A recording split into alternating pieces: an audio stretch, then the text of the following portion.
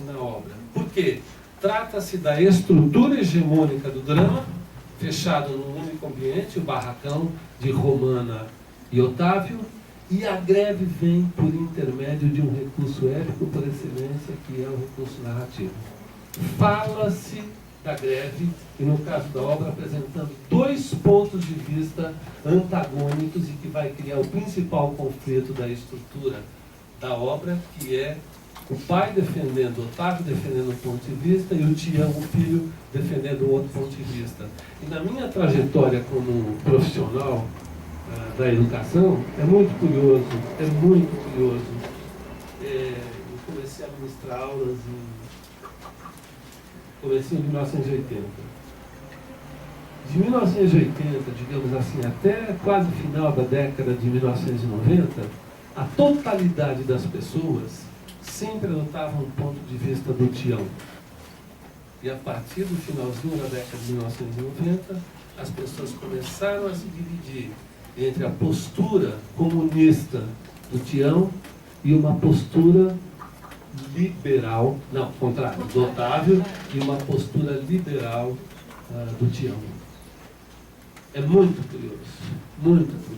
E claro, as coisas vão seguir a passiva de transformação.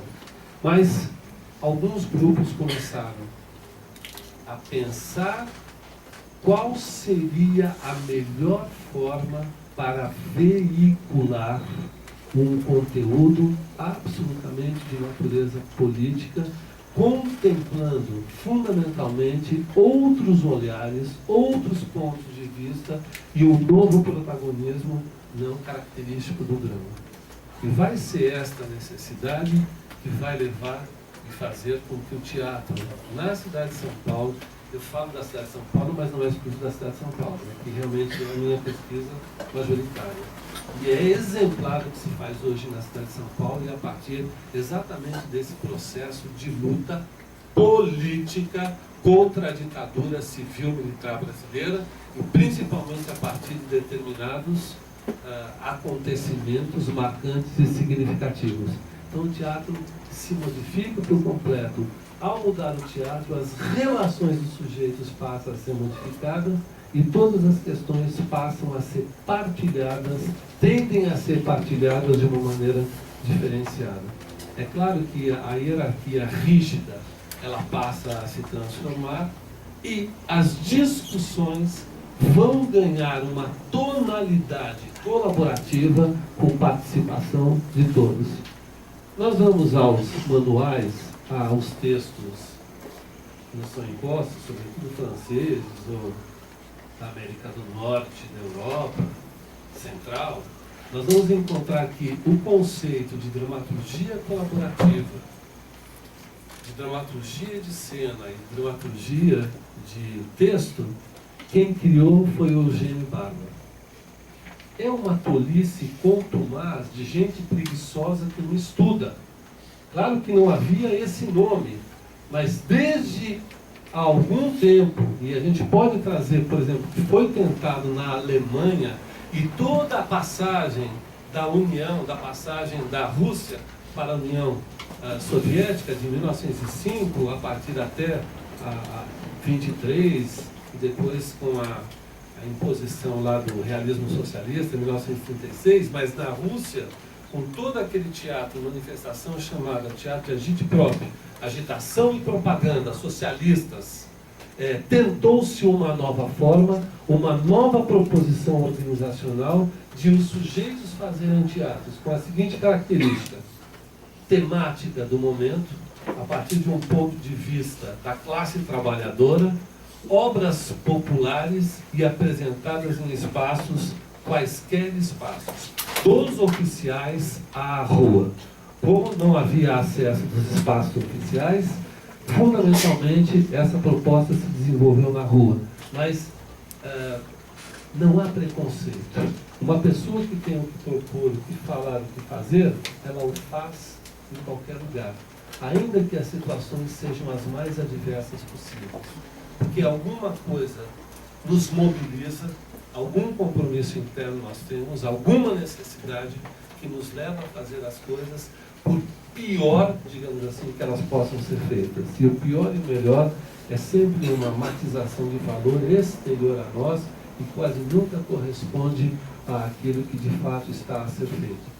Eu quero dizer o seguinte: se em 1990, a partir do final de 1990, vai aparecer na totalidade dos documentos oficiais o surgimento do teatro de grupo, isto se deve pelo fato de alguns professores e professoras universitárias se aproximarem do movimento e começarem a relatar que surgiu na cidade de São Paulo o teatro de grupo.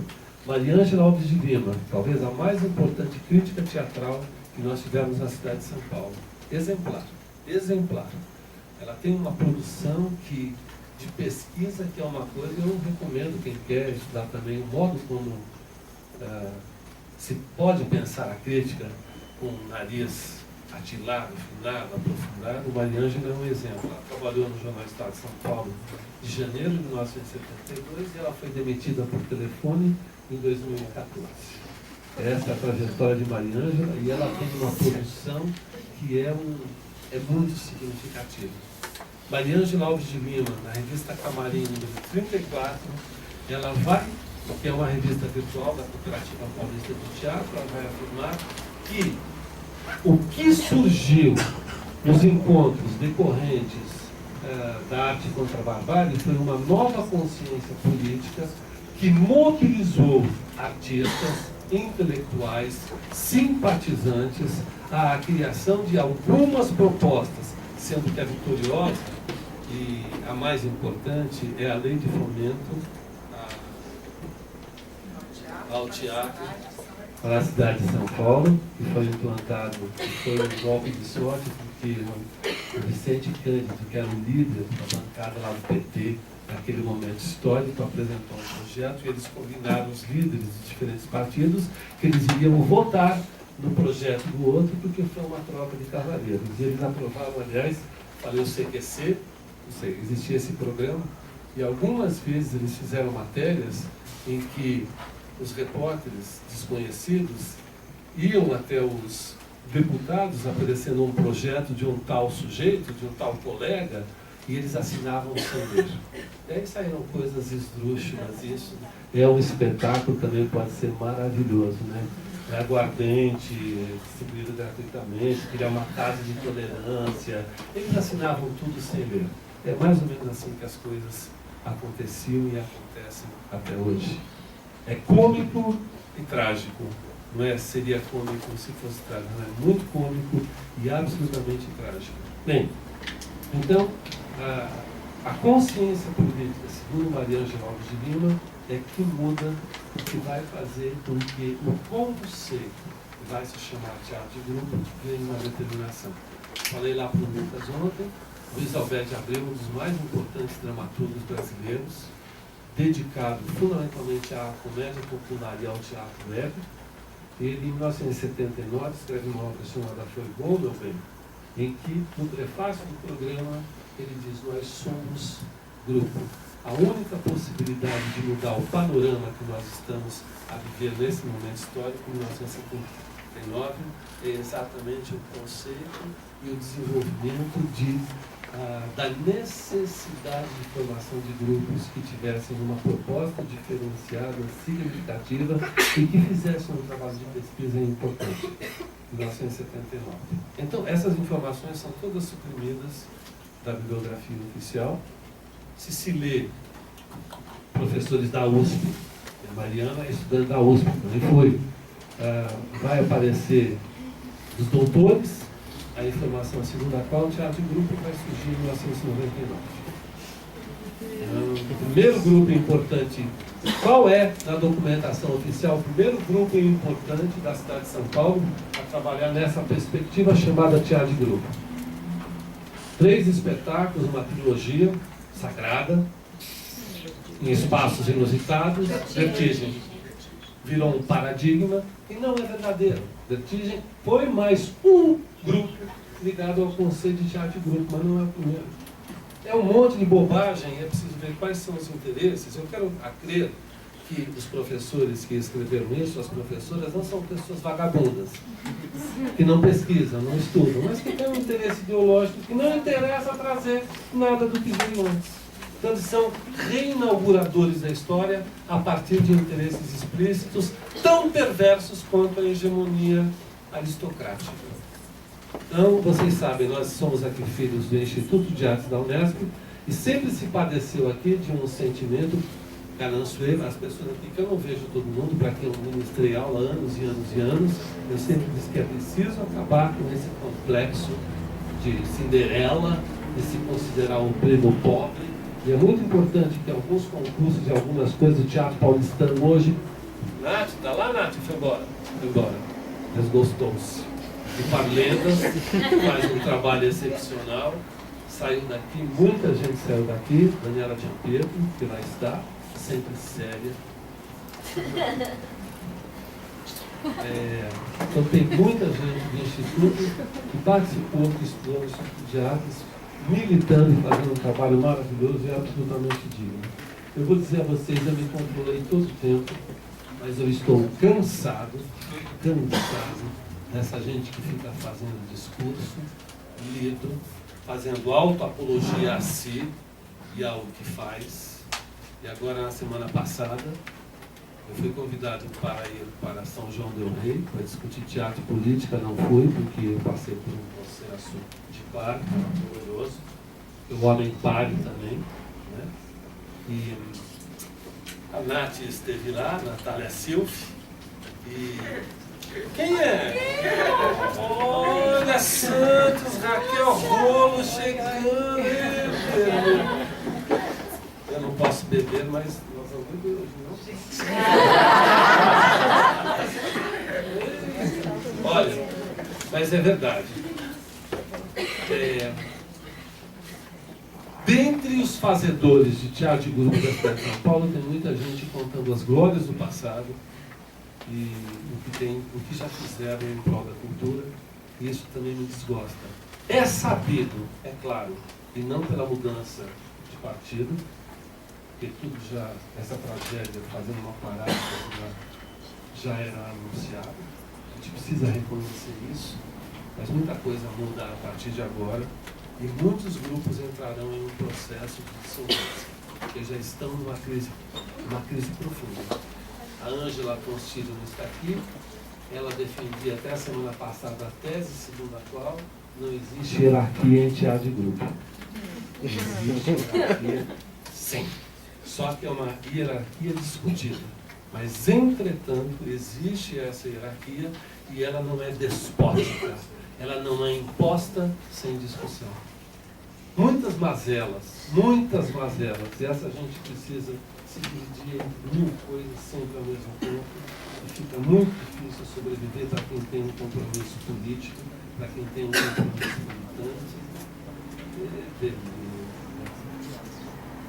Mas, de qualquer forma, vocês estão, como estudantes, vivendo um momento que nunca se viveu no Brasil, que nunca se viveu na cidade de São Paulo. Então são grupos cuja totalidade de expedientes são épicos. Primeiro, teatralidade explicitada, processos e invenções poéticos, estéticas muito significativas. Há aquilo que Mikhail Bakhtin, eu não sei, Mariana, se você indica, mas uma das obras mais importantes, ela é deflagradora daquilo que de melhor nós temos na condição de potência. É um texto do Mikhail Bakhtin. Tem canetinha aí, não? Não sei se você indicou, já. O texto chama-se Marxismo e Filosofia da Linguagem. Sabe escrever Mikhail Bakhtin? Não tem nenhuma obrigação. Como vocês vão escrever meu nome Mate?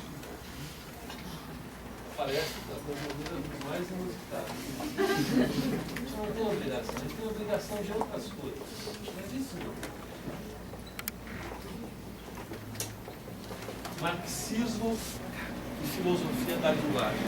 É um texto deslumbrante e que vai trazer um dos mais importantes conceitos para o teatro de grupo, para o teatro épico, que é a questão da polifonia. Nós temos múltiplas vozes internas dentro de nós. Às vezes aparece uma voz, às vezes aparece outra. Mas no coletivo, esta polifonia, ela é sempre tendencialmente contraditória e ela tende a promover processos muito significativos de transformação daquilo que está naturalizado dentro de nós. Na polifonia, existe um pressuposto determinante do teatro épico, que é o não protagonismo absoluto, porque a narrativa é dividida em episódios, cada episódio tem um começo, um meio e um fim, tem uma certa independência, e em cada episódio pode ser a voz de um determinado sujeito, de um grupo, de uma alegoria, que defende um ponto de vista, vários pontos de vista são expostos, e ao final eu escolho um ponto de vista sabendo que tem um outro próximo, mas eu começo a usar talvez aquilo que eu tenho de melhor dentro de mim, que é esta capacidade de jogar para fora tudo aquilo que não presta e que foi imposto pelas nossas mães, pela nossa parentela. E também tem um outro texto que eu sempre indico, parece indicadores. Vocês já ouviram falar da Maria Rita Kell? Mulher, uma psicanalista de esquerda maravilhosa, comprometida, muito bacana. Ela tem lá, Maria Rita Kell, é K-E-L-H-L, Maria Rita Kell. Chama-se As Raízes Cotidianas da Corrupção. Ao ler esse texto, vocês vão se defrontar com aquilo que vocês estão a fazer sem ter consciência, sobretudo do ponto de vista emocional. Que nós somos partidários e repetimos as lições dos nossos pais, ainda que não saibamos o nome deles, nem de onde eles vieram. Isso que é grave. Alguém aqui sabe o nome dos seus 4 bisavós? Não é doloroso? Pensem no que significa isso, gente. A gente não vai muito longe porque a gente não tem muita coisa para defender. A gente não tem compromisso com aqueles que vieram antes de nós. Outro texto importante, os 2 textos importantes, um é um aprofundamento um do outro. Clea Bose, B-O-S-I, chamado Opinião e Estereótipo. O que é que a grande imprensa televisiva ou a grande imprensa solicita de nós todos permanentemente? Nas entrevistas, por exemplo, que aquilo que se chama repórter vai fazer na rua, em lugares inusitados. O que todo repórter da grande imprensa pergunta e pede às pessoas? Opinião e sentimento. O que você acha dele? O que a gente acha não tem a menor importância. O que a gente acha, a gente diz para nós mesmos, e olha lá. E tem uma outra voz que vai dizer, que bobagem você está pensando. Opinião. A imprensa livre, essa burguesa defende a opinião. Vocês sabem o que significa opinião? Susto. Susto da vida. É a última coisa que eu vou escrever e eu vou finalizar por aí para a gente conversar. Cada decisão. Qual você prefere, azul ou vermelho? Você escolhe. Eu escolhi, ó.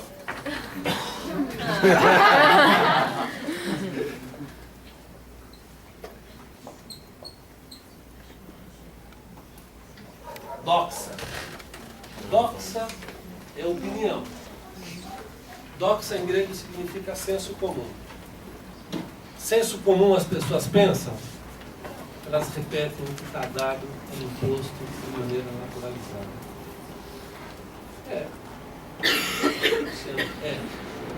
Então, nós somos um imenso vazio.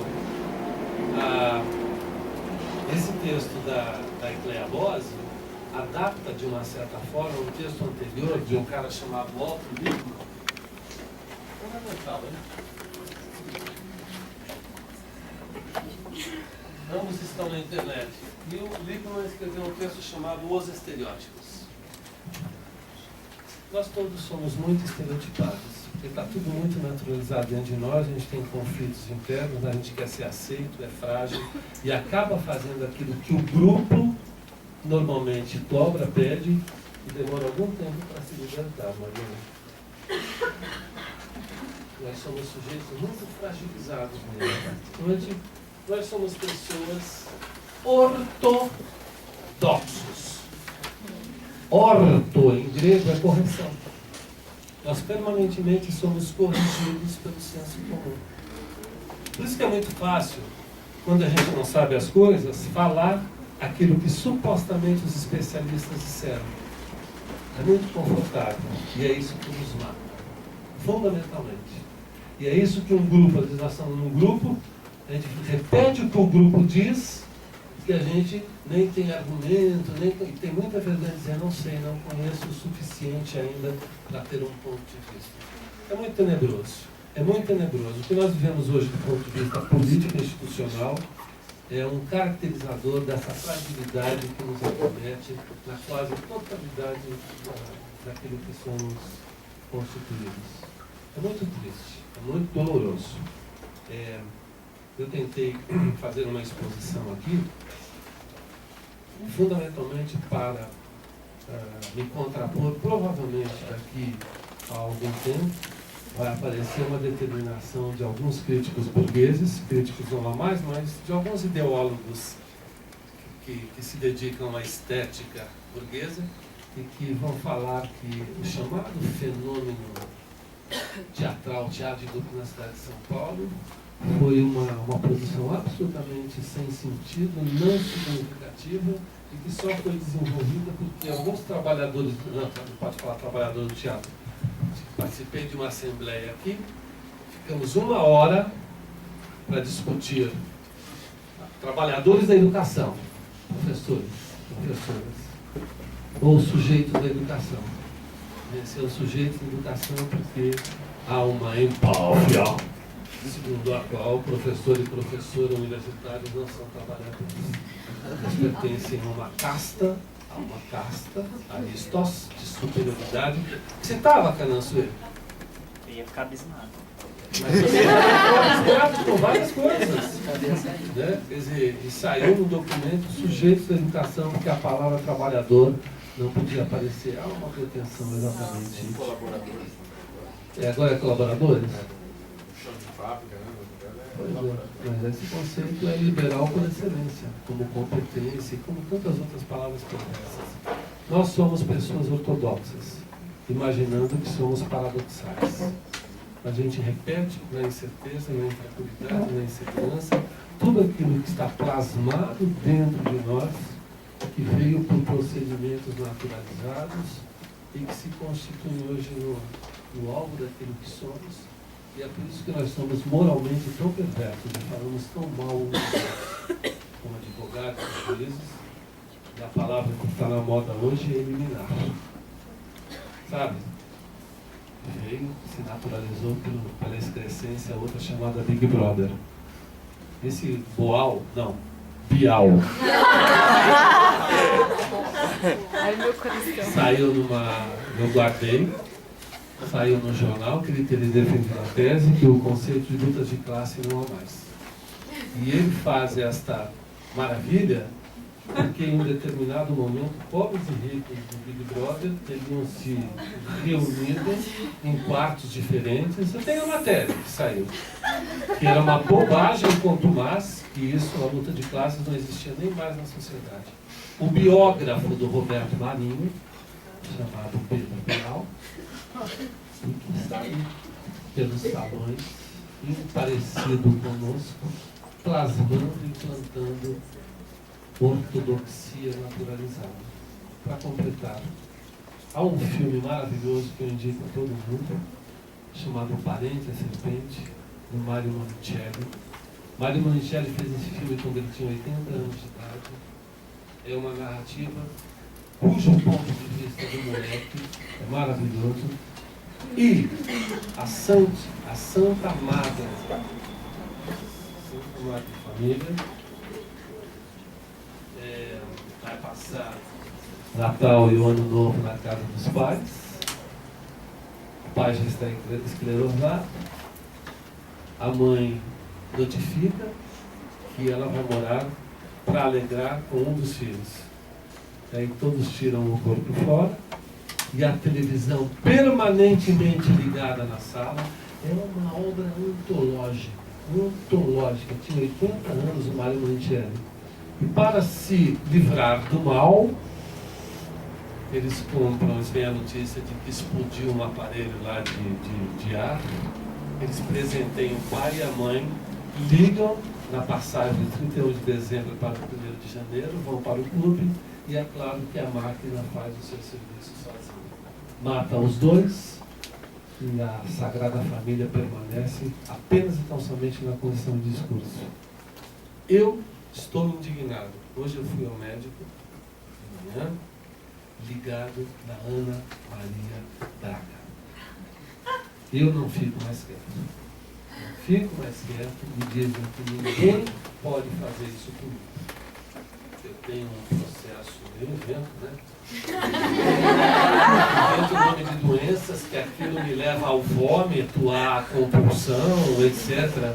Gente, nós precisamos aprender a gritar, a dizer o que sentimos, por mais equivocados que estejamos, porque no equívoco a gente vai sair dessa pasmaceira de ortodoxia.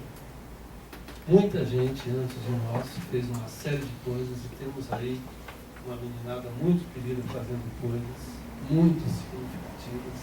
Porque a importância do teatro, Brecht nunca negou a emoção. Nunca negou a emoção, que é um sentimento humano absolutamente necessário ao viver. Porque a emoção era uma das matérias constituintes do processo de ensaio. Mas na apresentação do espetáculo, a emoção não podia existir, porque eram sujeitos, trabalhadores, com consciência do lugar que ocupavam e da responsabilidade de instaurar um fenômeno, uma obra. Um experimento histórico, estético, político. É determinante isso. Então, a emoção que eu sinto ao assistir algumas obras, ela é uma emoção poético-estética e de reconhecimento que aquele espetáculo é absolutamente característico do tempo em que eu vivo e é a possibilidade de eu não sair da mesma forma que eu entrei. Então, que o teatro de grupo, no geral, boa parte deles, sobretudo os teatros que tem, os grupos que tem a Raquel e a... Ah, está lá, Raquel. Linda, hoje eu vi você fumando. Eu? Apresentando solidariedade ao Rosa dos Ventos. Sim. Essa mulher é um... Já ouviram falar em Santos? Aliás, Santos tem o festival de teatro mais antigo do Brasil, sabe? Que é a 58ª edição. Esse ano. Pessoas tão significativas, lutadoras importantes foram de lá. E no Mirada, que acontece a cada 2 anos em Santos, as vozes oficiais elogiaram o poder constituído no SESC sem fazer nenhuma missão àquelas pessoas tão importantes para a cidade de Santos para o desenvolvimento da linguagem teatral. E a Raquel pertence a um grupo de teatro de rua absolutamente lutador, significativo. Então, eu estou muito feliz. Eu queria, Mariana e meninas, portanto, não sei a hora, mas talvez a gente abrir e discutir um pouco, principalmente tendo em vista que são fazedores e fazedoras muito significativos que estão aqui. Talvez o que se pudesse trazer é exatamente isso, a necessidade do épico, de um épico que transita com a dialética, que finca raízes na cidade, porque o assunto fundamentalmente diz respeito à cidade como uma alegoria do país e como uma alegoria do continente expoliado e como uma alegoria dos povos todos que estão na rabeira da história. E talvez como ocorre o processo de criação, então talvez a gente pudesse aí abrir um diálogo. Mas toda vez que vocês verem alguma coisa de caráter peremptório, Não acredito. A imposição em qualquer situação da vida é muito macartista, é muito fascista, é muito impedidora de dúvidas. Então, Guimarães Rosa, né? Todo mundo acho que já leu alguma coisa desse ilustre. Outra coisa, a gente precisa de tempo em tempo ir a esses grandes autores e autoras para a gente ficar melhor e entender de onde nós estamos aqui e a quem nós devemos a nossa existência, sobretudo quando se luta pelo civil. Guimarães Rosa escreveu assim: eu não sei de quase nada, mas duvido de quase tudo. Se vocês tiverem isso como um mote de vida, até nas relações pessoais mais próximas, a vida vai ganhar uma tonalidade e um sabor muito diferenciado. Bem, então, vamos abrir? Vamos lá. Vamos, acho que seria... Obrigada.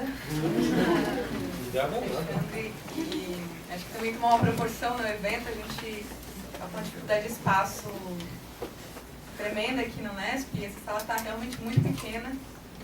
E agradecendo a presença de todo mundo de novo. A gente vai deixar o microfone, acho que seria legal se vocês pudessem vir até aqui para ser registrado na gravação. Pode ser? E antes eu queria pedir o seguinte, ó. Cada pessoa que aqui esteja, diga o seu nome alto, porque vai ficar gravado. A história se faz com os sujeitos. Parece bobagem? É bobagem, mas a vida é feita de bobagem, não das certezas que nos impuseram. Então, Alexandre.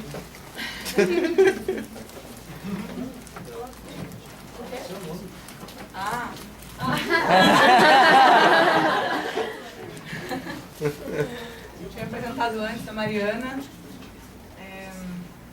Vamos deixar esse microfone para você, para a mesa aqui, e abrir aqui lá? Pode ser? Mas tem alguma Maria? João, Jefferson, Luciano, Lucas, Rafaela, Daniela, enfim, vai. Passa para a cadeira de trás para poder alguém sentar aqui. Só para quem tem perguntas. Vou apresentar uma receita para vocês. Vocês sabem fazer mousse? Eu usava isso quando eu ministrava aulas no Célia Helena. Eu adoro, porque 14 anos naquela instituição, então depois do almoço as pessoas comem carne e ficam com todo corzinho. Vontade de dormir? De vez em quando eu soltava essas coisas, olha. Abrir as perguntas aí. Uma reflexão que sempre acaba caindo pra gente, assim, que a gente acaba discutindo em aula, é essa ideia de que dentro desses dois teatros que foram apresentados, dessas duas formas de olhar para a história, dentro dessa segunda, que eu acho que quase a totalidade das pessoas que estão aqui pensam, assistem e veem, a gente acaba encontrando com os mesmos sujeitos, às vezes em produções, né? A gente tem, sei lá, a gente acaba assistindo produções e encontrando com os nossos pares, nossos iguais, né? Nessa ideia de público que seja o público interessado, o público que é do meio teatral também. Aí, não sei, uma questão que veio pra gente, assim, enquanto grupo, como se dava esse público na década de 80, assim?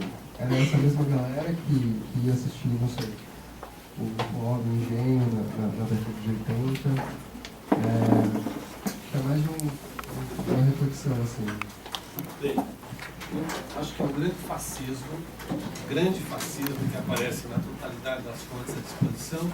Quem vai ao teatro são sempre as mesmas pessoas.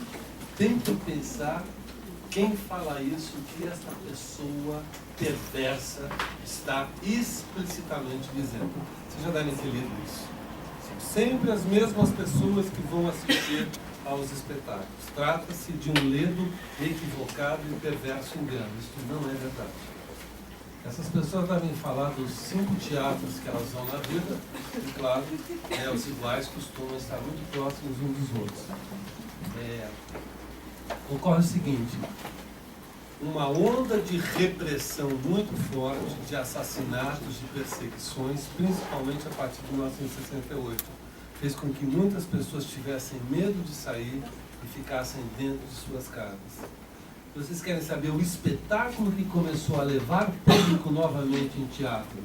1975 foi o Ornitorrinco e fundamentalmente o Hugo Rei. Folias patafísicas, que foi apresentado em vários teatros. Cacá Rossetti, que é uma pessoa perversa hoje, que se envolveu em polêmicas rigorosamente superficiais para criar caso e para chamar o seu nome, a atenção do seu nome, promoveu um trabalho absolutamente significativo no sentido de começar a fazer as pessoas perderem o medo e voltarem aí ao teatro. Esse fenômeno ocorre fundamentalmente em 1975. Os jornais, por exemplo, o Estado de São Paulo fazia uma análise da quantidade de público descrito em borderos dos espetáculos. O espetáculo que mais levou gente, panorama oficial da cidade de São Paulo, foi o Hugo Rei, que começou em 75 e foi até meados da década de 1980 apresentando esse espetáculo.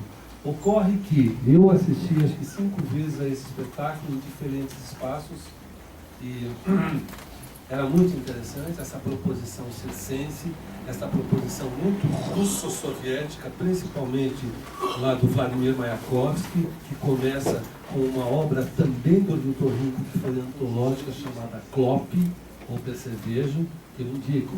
O Vladimir Mayakovsky escreveu 3 textos teatrais, rigorosamente importantes e significativos. E Clop foi apresentado no Sesc Pompeia, e Dona Maria Alice Vergueiro estava, e tantas outras pessoas muito significativas de resistência do teatro popular. Mas o público que ia a esses espaços constituídos não era o mesmo que você citou do Tuov. Por quê? Tuov, surgido em 1966, na Faculdade de Direito lá de São Francisco, o Centro Acadêmico 11 de Agosto, sempre foi um grupo com uma... Não, sempre não, década de 1970, é um grupo que muda de característica e que começa a se apresentar em espaços possíveis fora daquilo que foi consagrado. Portanto, é a proposição primeira do teatro popular, que é a acessibilidade. O grupo não ficava em teatros, mas ia para diferentes espaços de comunidades distantes. Aliás, a gente fala que a Zona Leste é periferia, não é? Né, Luciano? Né, Amanda? E a Zona Oeste, a Rua Guaicurus, não é periferia? Não.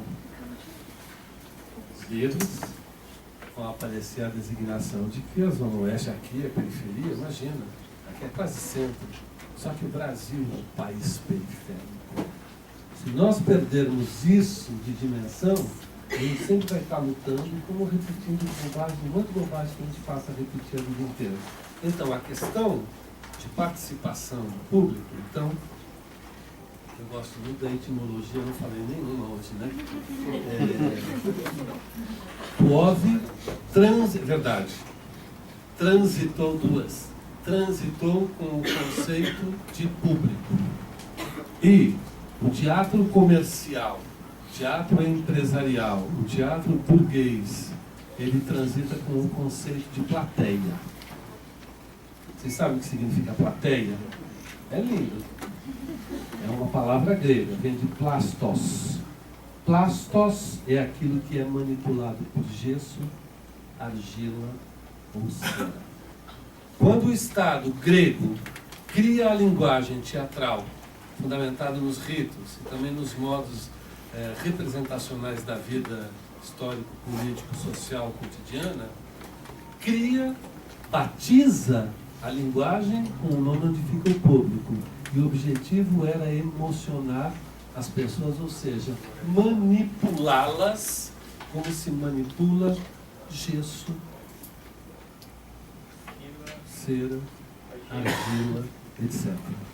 Então, quando o teatro burguês cria a quarta parede, e quem sugere isso é um cara chamado Émile Girod, 1850. Quem não leu Discurso sobre a Poesia Dramática, do Diderot, Denis Diderot, precisa ler, que é o primeiro texto manifesto que vai trazer o conceito de uma alvenaria imaginária, só que ele não era reacionário e conservador. Por quê? Porque a aristocracia mais importante dos lugares em que os espetáculos eram apresentados ficava sobre o palco, dividindo o espaço e a atenção com os artistas. Então, quando Denis Diderot solicita uma espécie de alvenaria imaginária e transitar com naturalidade, ele diz de uma maneira muito sutil, e ele solicita a expulsão dos nobres do espaço que não lhe concerne, que não lhe diz respeito. Enfim, não é possível falar em público constituído na zona que compreende a travessa da Avenida Ipiranga com a Consolação, onde, inclusive, na Maria Antônia, houve aquela eclosão, aquela briga entre estudantes da Universidade da USP e do Mackenzie. Era um espaço em que havia alguns grupos alternativos, fundamentalmente a partir da experiência do Teatro de Arena da cidade de São Paulo, que começa em 1953 e que a partir de 1958 muda radicalmente depois de eles não usam black tie. E tem aquilo que se chamou, nesse mesmo período, a partir de 1948, quando se criou o TBC, Teatro Brasileiro de Comédia, a Broadway paulistana. A Broadway paulistana é do Bexiga e que vai compreender, na tese, inclusive eu faço um recorte, exatamente o que compreende a chamada Broadway do Bexiga. Lá se localizava o teatro comercial e que hoje há muito grupo alternativo, porque é uma zona degradada, né, porque os investimentos, dependendo de quem tem o poder, vai para uma área. O último prefeito da cidade de São Paulo, não o Fernando Haddad, mas o Sabe, investiu trilhões lá naquela zona perto lá de onde fica a Vênus Platinada, né? Vocês devem ter lido o escândalo que foi o investimento de dinheiro naquela zona, aquele rio maravilhoso, que já foi maravilhoso, né? Século XVI eram quase 600 rios grandes e médios na cidade de São Paulo. Vocês sabiam isso? Aqui era uma imensa várzea, aqui onde nós estamos. Por isso que o prédio tremula até hoje. Não tremula ainda? Tem rachaduras? É um pântano. E é claro que PSDB, não só PSDB, mas estou falando da administração atual. Isso aqui vocês podem ver, é material de terceira. Vocês podem ver, ó, não tem acabamento, é material de terceira. Tem aqui um monte de estudo de física, se vocês forem. Isso aqui saiu uma coisa catatônica de cara. E depois de inaugurado, Mariana, pouco tempo o prédio começou a tremular. O que significa que o alicerce não é uma coisa bem feita. Isso aqui não vai afundar, mas pode começar a sofrer um processo de aterramento e ir embora. Adeus, universidade pública. Então, não é possível. Não é só simbólico. Não é só simbólico, atualmente. Quem é que vai assistir, por exemplo, às obras desses grupos que aqui estão? São algumas. Você já leu a quantidade de potássio que tem de sódio nessa água da Coca-Cola? E você toma? 5 vezes a mais. Já é água de bebedouro da Unesp. Então, tudo volta. Gente, cristal. Vocês sabiam que a água cristal é da Coca-Cola? Sim. Se vocês virem a quantidade de sódio que tem nesta água, ele é uma água hegemônica. A gente entra em determinados lugares e só tem tudo da Coca-Cola. Sim. Se você quiser tomar uma água, tem que ser cristal, só que tem muito sal, tem muito sódio, você toma uma outra, fica dando muito com essa maldição.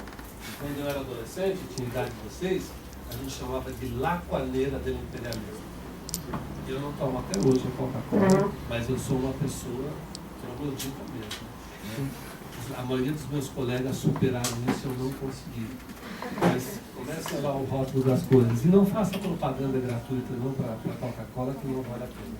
Bom, não se pode falar em um público único. As pessoas que vão assistir aos espetáculos, eu fui uma vez assistir ao espetáculo A saga. A Saga, do menino Falcão, Diamante. do diamante, que é um falcão. Se a gente pensar na questão do bico, atum, levando significado, em tom de metáfora, mais de 300 pessoas em Cidade Patriarca, sábado à noite. Você sabe onde fica a Cidade Patriarca, na Zona Leste? Mais de 300 pessoas assistindo ao espetáculo. É um fenômeno. Isso não aparece em nenhum lugar. Aparece porque eu escrevi sobre. Mas são pouquíssimas pessoas que escrevem sobre, e é claro que isso não vai aparecer na grande imprensa. Então, é impossível falar em perfil de público. O que nós sabemos hoje na cidade de São Paulo, a totalidade majoritária dos grupos atuam naquilo que perversamente se chama periferia. E existe teatro na periferia. No momento histórico, década de 1980, 1990, existiam alguns espaços consagrados, como hoje. Vocês já foram no Renaissance? Sabe onde fica o Renaissance? Na Alameda Santos, no hotel. No banheiro. Você já foi no banheiro? Não deixaram você entrar? Você tem biotipo de classe dominante. Não deixaram nem aqui. Isso é verdade, gente. Ninguém ousa um louro tem olho azul? Então pronto. Bonito, vai barrar a pessoa. Você vai, não, agora não. Não barra. Agora, cafezinho, R$12. É uma coisa louca. Eu fui assistir alguns espetáculos que eu participei do Prêmio Shell e tinha vergonha. Vergonha, vontade de afundar na cadeira. E a burguesia ri de coisas tão perversas. Eu fui assistir um espetáculo, 8 aulas de dança em 8 semanas. Então, eu fiquei falando, eu fiquei horrorizado. 7 semanas, 7 aulas de dança, com a Sueli Franco e aquele rapaz que é o autor, Duda Andrade, Doca Andrade. Não, Tuca Andrada, que é um bom ator, é um cara que veio de um teatro de resistência e tal. Bom, primeiro que ela é uma viúva, todos os estereótipos de viúva, adora sexo, frustrada, etc e tal, e ele é um professor homossexual.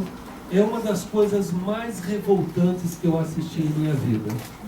E o espetáculo fez um sucesso catatônico de meses e meses e meses. E as pessoas riam daquilo que havia de pior do ponto de vista de sentimento humano. Então, não se pode falar, não existe perfil de um público, existem públicos. E a cidade de São Paulo nunca fez um estudo que mapeasse os diferentes públicos a partir de perfis determinados, classistas, sociais, para falar. Mas era, na década de 1970, era uma aventura de enfrentamento até a ditadura. E uma obra que eu sugiro, Eduardo Albert Boadella, chamado Teledel. É um dos espetáculos mais polêmicos da década de 1970, também apresentado pelo Ornitorrinco. Existe em português esse texto. E em um determinado momento, 7 representantes de diferentes seitas religiosas participariam de um programa no dia seguinte, e esses religiosos vão ao estúdio para conhecer. É delirante, é um espetáculo anárquico, um texto maravilhoso, e a grande revelação é que o jesuíta, em um determinado momento pressionado, diz que ele não acredita em Deus. Todos os outros 6 religiosos dizem, isso aí, seu povo, isso aqui ninguém acredita. É uma coisa assustadora. Esse texto foi proibido de ser apresentado em vários países do mundo, inclusive na Espanha, em determinados locais, mas é um texto talvez que precise ser revisitado. Uma Teledel? Teledel. Albert Boadella. É muito interessante. Mas, enfim, eu falei demais, mas vamos lá. Qual é o público que vai assistir aos espetáculos Abendas, Antropofágica, Kiwi, Estável, Dolores, Brava, Olho da rua. Hã? Olho da rua. O Olho da Rua, Pandora, perdão, no MST, né? Que público que vai assistir aos espetáculos épicos, absolutamente ligados àquilo que se vive no momento e a partir de um olhar de esquerda, que vão assistir aos espetáculos que vocês fazem.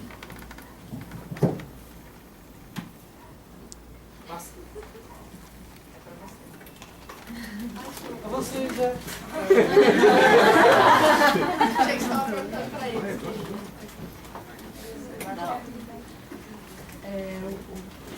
Para nós do Parlendas, a gente começou a pensar em fazer teatro no pra quem a gente ia fazer. Então a nossa história nesse sentido é um pouco peculiar, porque a gente roda vários lugares do Brasil e vários lugares de São Paulo. Pelo menos fez isso durante 8 anos com a nossa malinha, e então a gente apresenta para trabalhadores rurais do Movimento Sem Terra, para quilombolas, para indígenas, para uma galera de movimento de ocupação das periferias. É difícil a gente fazer um espetáculo em qualquer lugar, assim, vamos lá apresentar. Normalmente está relacionada à luta de algum movimento e, claro, a nossa sede na Zona Leste, que a gente divide com Dolores. Então, lá o espaço do CDC tem também uma circulação de uma galera que é da luta e que está envolvida. Acho que tem a ver com a construção de um público também, né? Ligado ao movimento social. Ligado fundamentalmente à luta, né? Ou movimentos sociais, ou coletivos, né, de diversas maneiras, e de até às vezes sindicatos, e enfim, a gente vai depender muito de por onde a luta está indo, né? Então, agora, nos últimos tempos, a nossa pesquisa era como fazer teatro dentro das manifestações por causa de junho, e aí a gente estava colado com o MPL, com movimentos autônomos, acho que um pouco todo mundo aqui, né?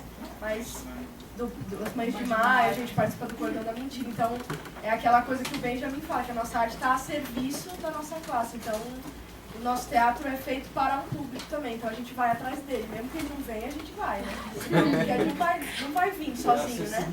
É um movimento que a gente tem que fazer. Para quem e para quem, né? É o para quem e o para quem. Completando, porque acho que a Natália já falou, o que ela falou serve para quase todos os grupos que estão aqui. Para a gente é muito importante essa relação que acontece em todos